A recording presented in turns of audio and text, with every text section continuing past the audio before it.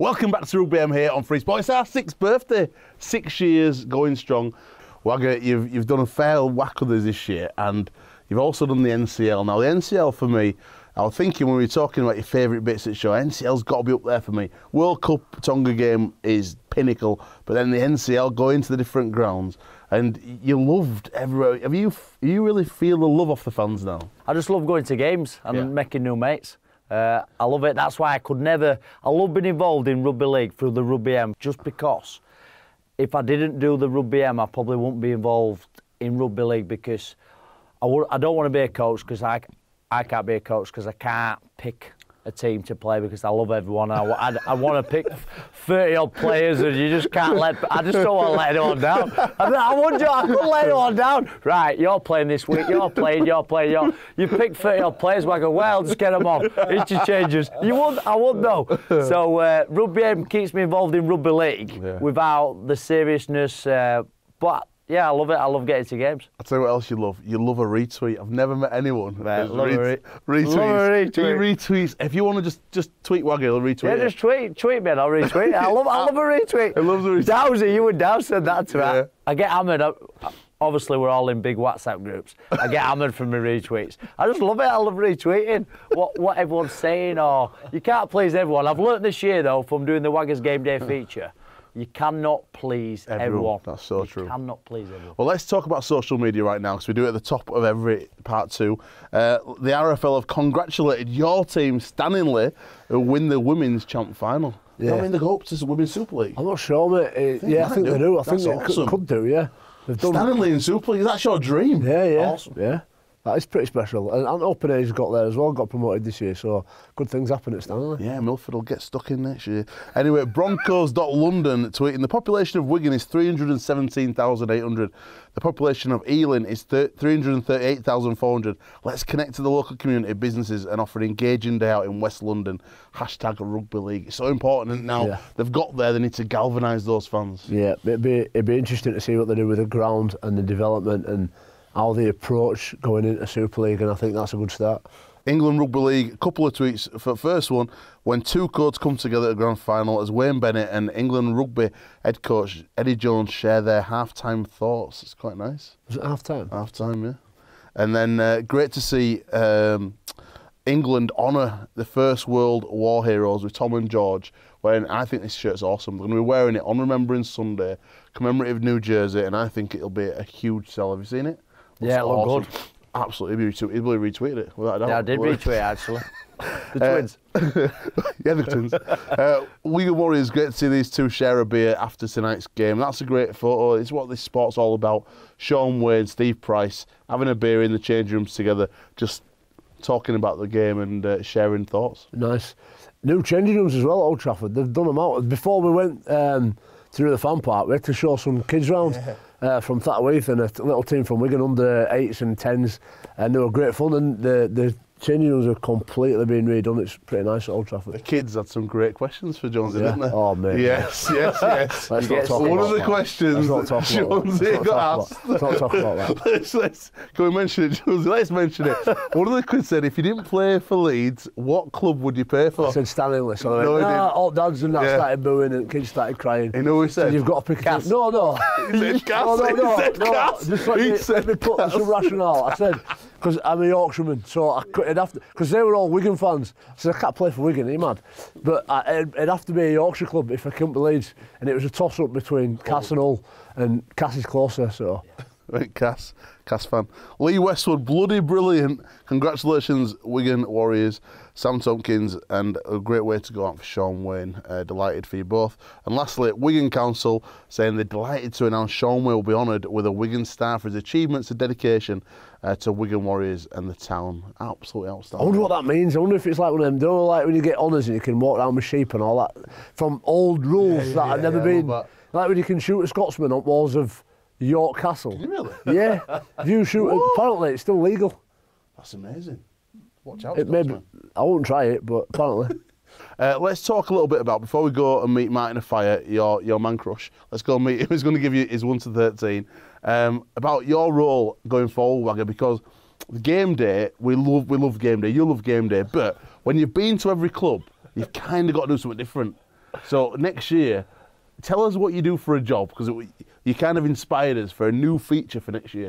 Yeah, obviously everyone's seen crazy Wagga this year, Wagga's game day. There's only so much down in pints, stripping off, any man can do. So obviously my role, I'm business manager and coach for Elite Kids Coaching with Ryan Hudson, the director. So we do sports coaching in primary school, so we're coaching over probably 10,000 kids a week now. Simo gymnastics, forest schools, rugby, football. So I work with children every day, and that's my passion. I want to be a role model for children. I want to make children get into sport, have better attitudes, and just all around enjoy it. So really exciting. Next season, we're going to be sending Wagga out to meet the kids, to train them at the amateur clubs, to do some sessions with top players, the top international players, along with Wagga at your amateur club, coming down, doing a session, doing a little quiz, bit of fun and games, meeting the fans, and then obviously we're going to be doing some NCL stuff, and obviously, hopefully, more in the studio as well, Wagga. Yeah, it's obviously, like I mentioned before, that I am crazy. Don't get me wrong, I'm crazy. I'm passionate about what I do, so when I get to game days, I just lose my head. Completely lose my head when I get to a game day.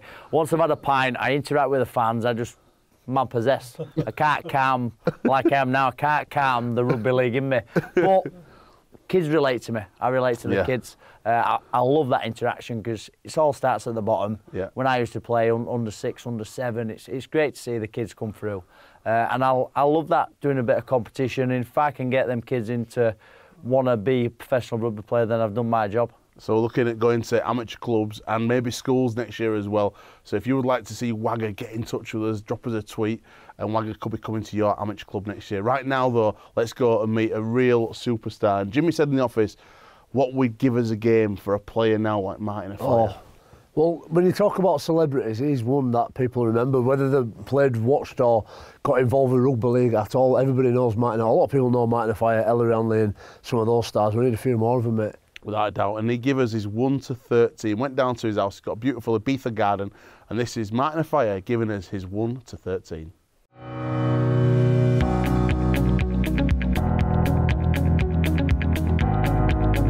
Hi, I'm Martin Offiah, and this is my 1 to 13, the best players that I've ever played with. So my 1 to 13, it's been a difficult decision. I've watched the show a few times, and I've seen that I've figured in 1 or 2 of them.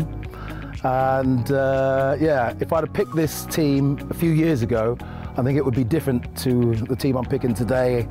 And if you come back in 20 years' time, it might be different again.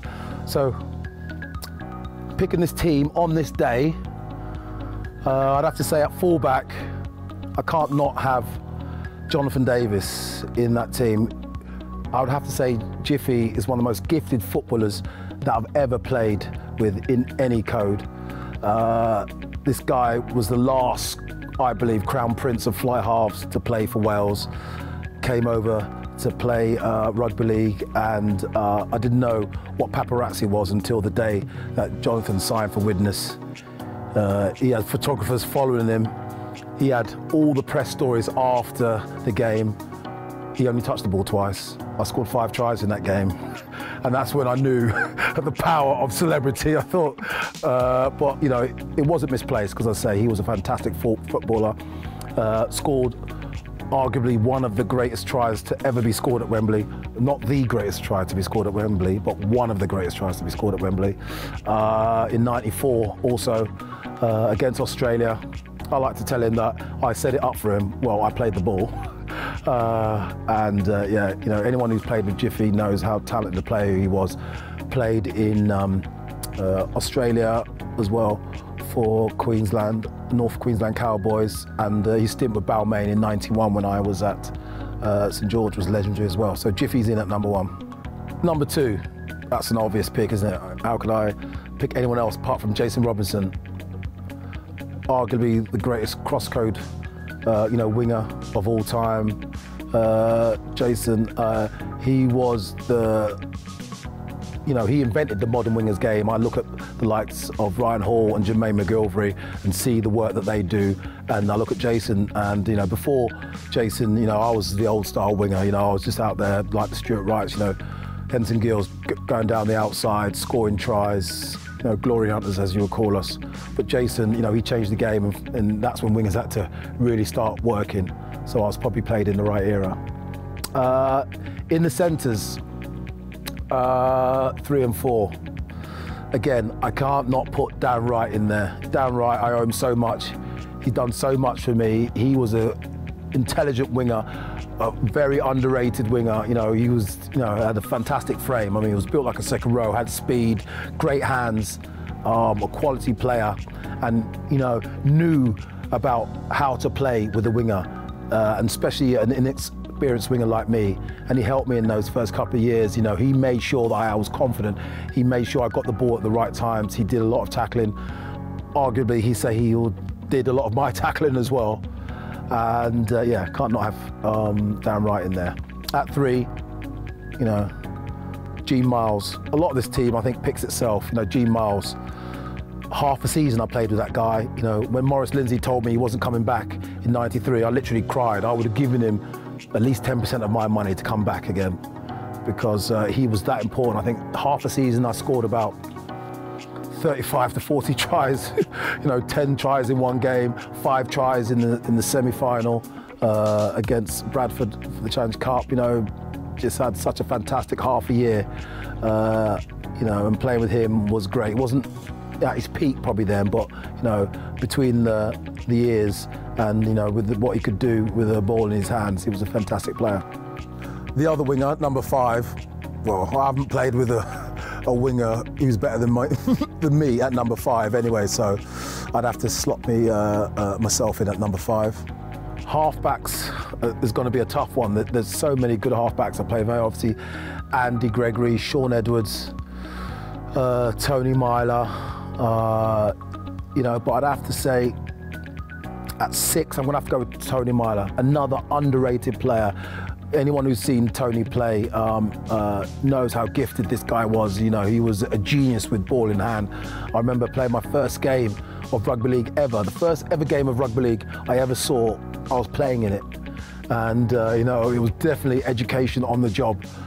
No apprenticeship whatsoever, Dougie just put me in first game of the season against Halifax, playing against this massive geezer called Wilf George. And I'm just thinking, Jesus, look at the state.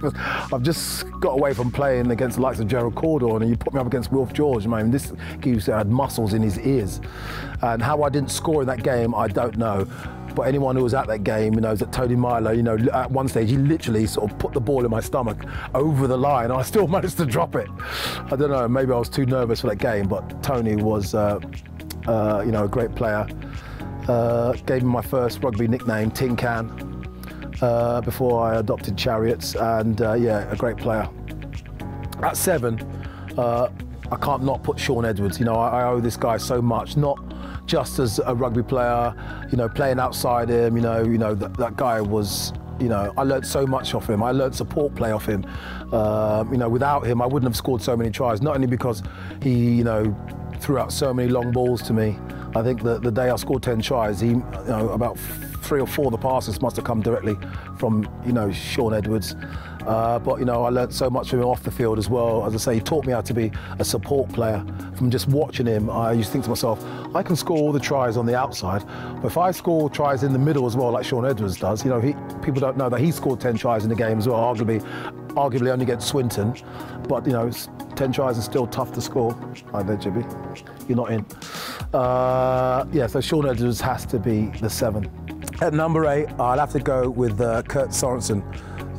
Another player who I owe quite a lot to.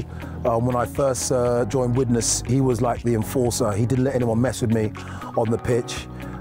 He also, used to tell me to get up if I was hurt. He didn't let anyone stay on the ground, Kurt. He was adamant about that. He just said, don't show them that you're hurt. Always made sure that I got off the ground, and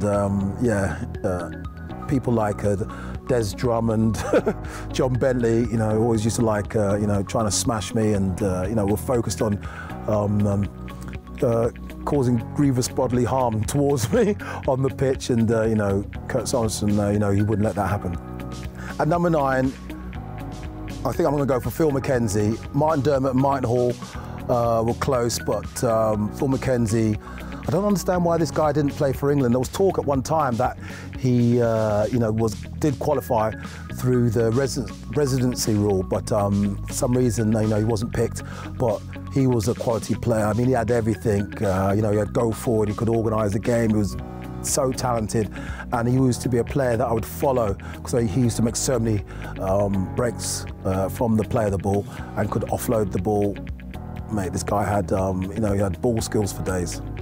So definitely Phil McKenzie at number 9. At number 10, I think I'd have to go with Andy Platt. Andy started off as a back row, I think, at St Helens, but at Wigan he was, he was probably the best prop forward in the world at one time. I think around about 92, 93, and that's when the NRL sort of came calling for him, and he went to play over in Australia with the Auckland Warriors, I believe. I think that was at that time. But he was a fantastic player. He had the skills of a back rower, but he had that grit and determination. He could hit hard, he could take you forward, and he was a player that you'd always want in your team. So, comes to my back row. This has also been tough. Played with a lot of great players in those positions. But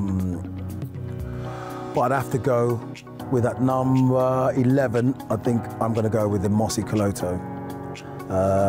Mossy was an All Black, came over. I think he might have got 1 or 2 caps for the All Blacks, but I think he played a lot for Wellington in over there, rugby union player. Came over to Widnes, ferocious beast. I mean, he was a physical specimen, very quiet, but on the pitch, this guy came alive. No one would mess with him. I think in the championship decider, when in '89, when Widnes beat Wigan, I think that was probably the best game I've ever seen him play, and he was a beast. And again, I mean, he could literally offload the ball with one hand, off balance, falling away from the ground. And if you saw you, he'd always get the ball to you. And he had an engine on him, could go all day. I think at number 12 is going to have to be Dennis Betts. Betsy's going to get in there, even though I'd have to say that if Betsy wasn't in my team, I'd probably score a few more tries, because Betsy taught me the art of sneaking over from dummy half. And I'll tell you, that is a hidden talent. Sometimes I used to be too scared to go into dummy half because I think it's so obvious that I'm going to go. But Dennis just didn't used to care. He used to just barrel over, and I thought to myself, I'm going to try that. And a couple of times it actually worked. So thanks, Dennis. So you learn different things from different people. And Dennis Betts definitely taught me the art of sneaking over from dummy half. But apart from that, he was a talented footballer. I mean, no, he was, as he likes to remind people, on the books of Man United, I think, or was it Man City? I think it was Man United as a youngster. But he chose rugby, as he says, but lots of other people like to say just because he wasn't good enough for football. But yeah, so Dennis Betts definitely gets in at number 12. And at number 13 was my biggest dilemma. Obviously, there's Ellery, and there is obviously Andy Farrell. And, in an ideal world, I like to, put both of them in there. But if I have to make a tough decision, which I have to, as I said, in the modern game now, if I'm picking the team today, if I'd have picked the team the day I retired, Ellery would have been in all day, hands down. But if I'm picking the team today, I'm going to have to go. I know it's a controversial decision, but I'll have to go with Faz, just because he was an all-round player, and the skills that he had and the things that he had were more suited to the modern game. And I think that team that I picked, my 1 to 13, would beat anybody. And I'm Martin Offiah, and that's my 1 to 13. But my coach is going to be my missus, Virginia Offiah, because she has to get in somewhere. Because happy wife, happy life.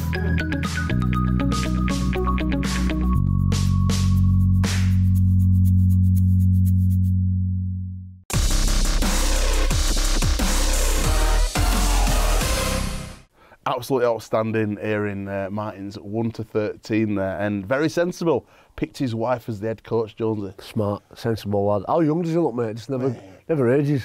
Wagger, you've got a few Martin Offiah stories, and tell us when he congratulated you on winning your first ever trophy. Yeah, joining Jack last year, Dubai Tens. Big shout out to joining Jack. We flew out there last year, business class, absolutely brilliant. Martin were outstanding. I could listen to him all day. First time I ever met Martin, we're on the trip. Plenty of guys who were like Stephen Wild, Ewan Dowes, there were Dean Schofield, there were Tom May, Cueto, Jason Robinson, he played, Pat Richards, Luke Dawn, and then Wagger from Cass. Right. I don't know how I got picked, so I'm praying I'll get picked again this year. Praying for that selection. Martin Offiah, unbelievable rugby player, even better DJ, Simo. Yeah, he's a good DJ. Oof, he got the club rocking in Dubai. What a man. Great guy. Wow. Mate, I remember you dropping the names as well when you came back on our Yorkshire thread. Like, like this. Oh, I've met Jason Robinson. I played with him. Sorry. Martin Offiah. Sorry about that. I love a name drop. Wagger, you were outstanding last year in the War of the Roses, and for the Legends games, you get fired up, and you didn't, take a backward step with people like Mick Cass, and it means more to you, doesn't it? It's like you put them boots back on, and you really do believe you're still a Super League player. Hey, honestly, I still believe. My head thinks I can. Like, I look at Jones and I think, how is he still playing Super League? I retired like 3 years ago, Simo, and like Benny Westwood, I look up to guys like, because I think, how do they do it week in, week out? I still think in my head I can do it, but my body can't. I'm too slow. I can't recover. I mean, when I finished up playing, I was playing on a Sunday, not recovering well the Thursday. But them games with Mick Cass, all the banter leading into it, yeah. I just love it. I just love everything about the game. And you know the build-up, the banter in the week leading up to it, shouting people out like Adrian Morley. I'm an idiot. Very brave. But they come to smash you. Would he came to smash me? Just the camaraderie, the smash, the physicality. And Yorkshire, Lancashire can't get any better. The build-up last year was unbelievable, mate. It was still see video of you shouting and bawling out of my fireplace. We put Wagger, let's go on, man. Just giving it. It was brilliant, mate. Well done. Can I ask you, Wag, what your hopes are? Because me and Jonesy are involved with meetings all the time about how we outgrow the game, how we grow the show, how we reach new people, how we just try and showcase the personalities. But you've been a key part. What do you hope for Rugby League and for Rugby M? I just hope it can keep raising the profile. So any shows, obviously, like Rugby M, anyone who promotes Rugby League, which is to me the best game in the world, and I was blessed to play it as long as what I did. I was never as lucky as Jones. I never played in them grand finals, never won anything except obviously Dubai Tens and Yorkshire, Lancashire a few times. But with Rugby M and Rugby League, I just want it to grow. I just want it to get the media, I just want the players to get that more respect. I just want the game to get bigger, better, and just really get up there and challenge like football and clubs like that. Because the more people like Rugby M and everyone pushing Rugby League, I think it can only be beneficial to the sport. And you've got two young boys, Charlie and Zach. So have we got another Godwin, do you reckon, who's going to make it as a pro? What do you reckon? You start seeing him at that age, or they start getting into it. What's your thoughts? Charlie's 3.5. He's not interested at the minute. Zach, he's like a caveman. He's not talking, but he's mental. He's got the temperament, little man syndrome like me. Real aggressive. Charlie's a bit more wears it out on his sleeve. Don't get me wrong. I cry. Real men cry, Simo. But our Charlie's a little bit soft at the minute, where Zach's just. He dominates him. So Zach, I see more potential. I know it's early, he's only 1.5. I see more potential for Zach playing Rugby League than our Charlie. But in about 10 years, he's going to pull that interview out and he's going to absolutely have you. Without a doubt.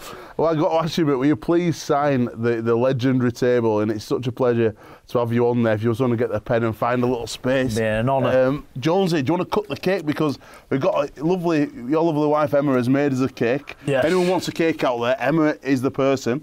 You can go on Facebook and find the cake page. She does a few. All right, here, Simo. Wherever you want to sign it, mate. Big lefty, there he is. The Taurus. Oh, I'm going to have a piece of this as well. Off-season, pal. Off-season, there you go. Oh, here we go. Knock yourselves out, boys. That's another great week of Rugby M right here on Free Sports. The team of the week is only one club, and that's Wigan Warriors, winning the women's game, the academy, and obviously the grand final. Next week will be with the England boys at the press conference, and then hopefully we'll get a couple of them on the sofa. Big thanks to everyone tuning in. We'll see you next week. Big thanks to legend Wayne Wagger Taurus. Thanks for watching Rugby M.